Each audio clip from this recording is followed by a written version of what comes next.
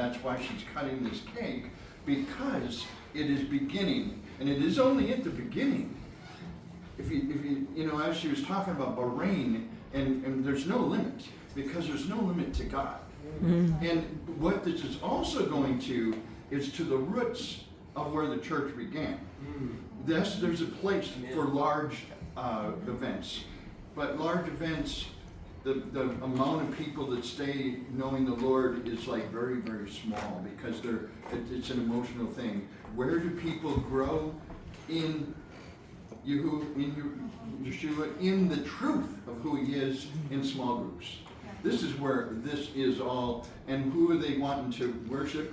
The one true God, and not someone they emotionally met in a large. Now there's a place for it, but then there has to be discipling. In this way, they're going to be discipled in the true way of not only knowing him, but worshiping. This is the vision that she got. But it wasn't the first one. The first one was going, then the first one was, I can't remember what it was, but this is like the third piece. Oh, the water wells came first. Because, when you pray for people, that's great. I mean, me and Martha have, and I know a lot of people here have a heart for the homeless.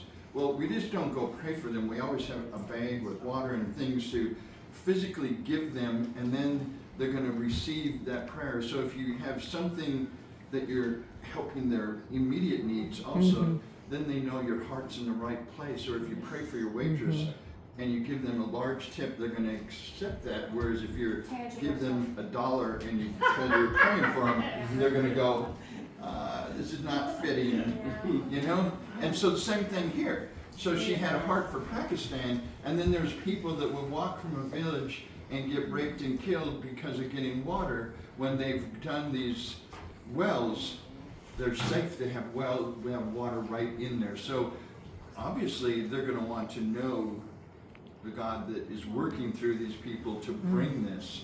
And so I just wanted to add all that from a couple that we've known her before she knew Raheel, before she ever first went over there, that this has been a process. And anything that exists, this table exists because someone saw it in their mind.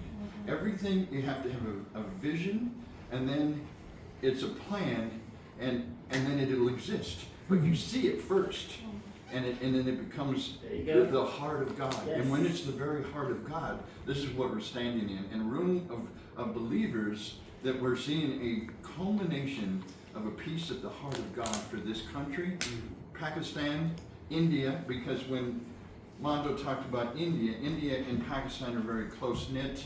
Their whole destiny is very knit, and so we're talking about them, and then Bahrain, they're very close. All of this is intertwined in ways that, and it's all of the heart of God, because he loves us all.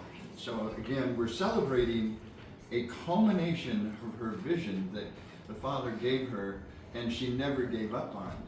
That she many, many times would say, this is crazy, this is too big, I can't do this. But he turned your mindset to know that he wasn't relying on you, Linda, but he was relying on your yes. And your yes, he would do whatever he needed to do through you, and then knit people together, because you don't do anything together. Then came Raheel, and came other people behind you supporting, and of course Mondo, the piece here is huge for your life, all of this. So again, I just wanted to share all that because I feel like it really fit and gave even a context from the very beginning that you may not even chose to talk about, because it wasn't. Yeah, it was a long time ago. And it wasn't. 2017, I think, when I went over there and I heard the Muslim prayers out of the towers, and I'm going, this is like the Jehovah's Witnesses going door to door in America. It's like, this doesn't add up. Like, why aren't the Christians more enthusiastic about sharing the gospel door to door than the Jehovah's Witnesses? They don't even have the truth, And so that just really kind of got under my skin. And by the time I was leaving, I was packing my bag, and I heard them doing their thing again, and I was just going, lying. I was like mocking them by the time I left, and I was thinking, well, instead of mocking them, maybe if we Christians got together and did this. But it was a huge vision, and I didn't even think it was possible, like you said. Exactly. But you know, when you pray over things, and then, you know, I went with Charlie Shamp, and then I met Raheel, and then I didn't even know he was a worshiper. But then we started talking on New Year's Day, just like he was doing the New Year's Day thing, and then we started praying, and it just started, it's like a soup, it just started cooking. Well, this is a Here we celebration go. of that first, of the first step into the Yeah. vision that you had all those years Yeah. ago. And it's celebrating that which you never thought could even happen. With And God, here all it things is. are possible, and with other people, that's the Amen. key. That is. Is the other people that helped send me over there, the other people who are on our team now, the other people, Raheel, I mean, like we said before, I couldn't have done it without someone on the ground who had the same vision. Yeah. He couldn't have done it without me. I add credibility to him. I bring, you know, what I carry from USA over there as far as prophetic worship goes. And he said there's really not a concept of prophetic worship over there. So what we're going to be doing is weekly teachings for everyone in the network. Everyone who worships for an hour a week is going to get a teaching. It's going to be a little 10-minute snippet, and then his wife, Sadaf, is going to translate it in both Urdu and English, and you can click on which one you want, and it'll be a teaching. And I already gotten one really good teacher on his permission. His name is Jose Diaz. He was with Rick Bino for years. And he said, yeah, you can use any of my YouTube shorts.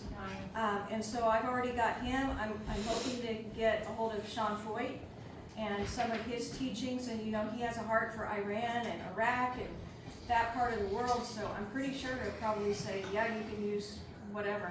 So I think it's cool because we'll have other voices besides me and Raheel teaching them and mentoring them in what is Good. worship, why is worship so powerful, how can it change the destiny of the nation, and all of that. So anyway, let's cut the cake. Praise the Lord.